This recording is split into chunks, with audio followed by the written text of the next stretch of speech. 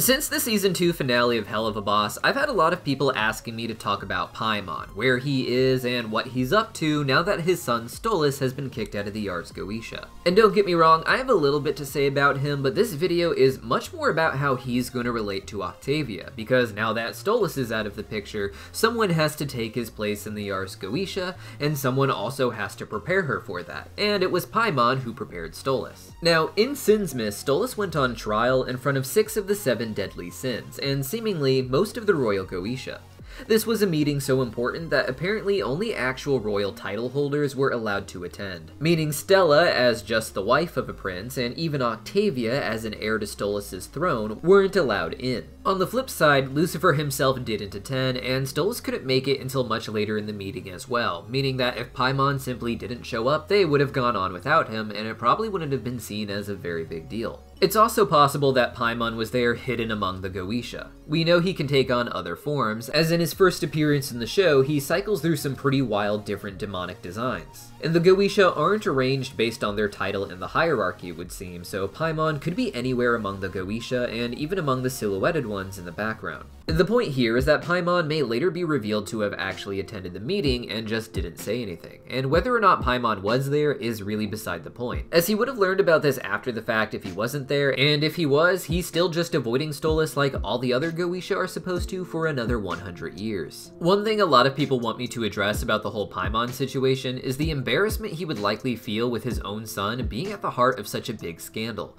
But honestly, I'm not convinced that Paimon would even care. When Paimon is first introduced, it's during a flashback of Stolas as a child where it's made clear that he barely even sees Stolas. He essentially comes around for his birthday and some formal events, but elsewise Stolas doesn't know his father very well. It's not even that Paimon doesn't know his son very well in return, but Paimon says here that he has multiple children, and he seems to treat them all the way he treats Stolas, as tools that are meant to carry out functions in a bigger hierarchy where he doesn't really need to know them on a personal level or worry about their feelings. What I'm getting at here is that while a lot of fans are expecting Paimon to be extremely embarrassed by Stolas, and that he may even be the laughingstock of the hierarchy thanks to Stolas, at the very least he's gonna play it off like he's chill about it, even if he's really angry in secret. My personal hope is that Paimon simply didn't show up to the trial. At first, it was only a trial for someone else scamming Stolas, and it wasn't seen as important that Stolas be at his own trial here. So there's no reason Paimon would need to show up either. And Paimon isn't just a king, but he appears to be a more important king in the Goetia, focusing more so on its running than his personal relationships the way other kings in the Goetia like Asmodeus do. He may even avoid petty trials like this against the Goetia as a whole, which are only really used for wrathful demons like Satan to get their kicks. Pretty much everyone saw what happened once Stolas got involved, however, and I don't expect Paimon to remain ignorant about it. I imagine catty Goetia like Andrealphus may ask condescending questions to Paimon about how he feels about Stolas,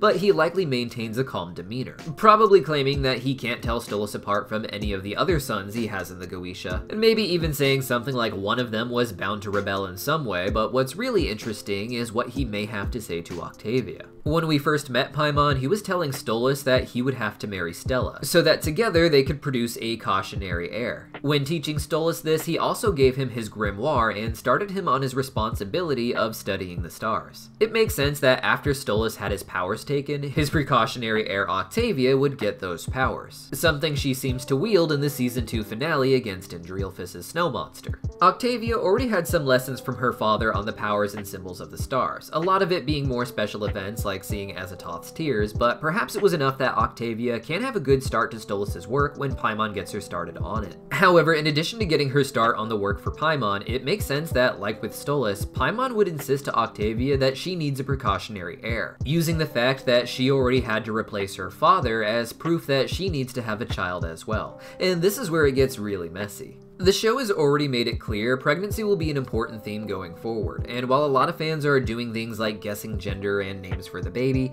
other fans are focusing on the idea that either by choice or tragedy, Millie will not bring the baby to term. In addition to Millie, these themes could be explored through Octavia, and her learning a bit more about what her mother and father both went through having her. Octavia does come from a bird family, which we know lays eggs even in the show, with Stolas being born from an egg. But that doesn't mean that these or any of the characters won't be portrayed as going through something as severe and extreme as human pregnancy. Their process as demons may make what we think of as simply laying an egg as being just as intense as Millie carrying a baby to term, and beyond that, the whole precautionary air system goes well beyond just bringing a child into existence. She will still have to raise a child, and still with someone she doesn't really know and perhaps doesn't even like. Stella and Stolas didn't have any choice in this growing up, and when Octavia is eventually informed that she has to marry some specific man and have a child with him, she's likely going to experience a little bit of what they both went through, especially her mother as the one who has to bear the child. The system is very Handmaid's Tale already, and Octavia may end up relating to her mom and being more understanding of the things that she went through. She may actually bond with her, at least in some way, and weirder, Stella could bond with Octavia in return, perhaps connecting with her daughter for the first time ever when Octavia has to go through what Stella went through at such a young age. But at the same time, Octavia may get some context that makes her understand her father's feelings as well, depending on who her partner is. Octavia is more like Stolas in that she has the potential to be rather stable and well-meaning, and she could end up being forced to marry someone more like Stella. Someone trying to cause chaos and destruction and just lashing out. This could make her appreciate what her father went through more, and even scarier, I could see her becoming like her father and beginning to take the easy-to-get sleeping pills that her father was addicted to. By the end of Season 3, Octavia could find herself in a position similar to her father's, experiencing everything he went through over his life in just the first year or so after taking over his position in the Goetia. This may lead to her being more forgiving of her father, but it could also lead to her needing to be saved from this sort of life in some way. The show has a very strong focus on affairs and dating between the different classes, and if Octavia is starting to become her father, it would be interesting to me to just go gung-ho with it and have her also date someone from a lower class. I've seen a lot of criticism that Octavia's upset with her father rings hollow because we as the audience know that Stolas loves her and that Octavia is essentially overreacting.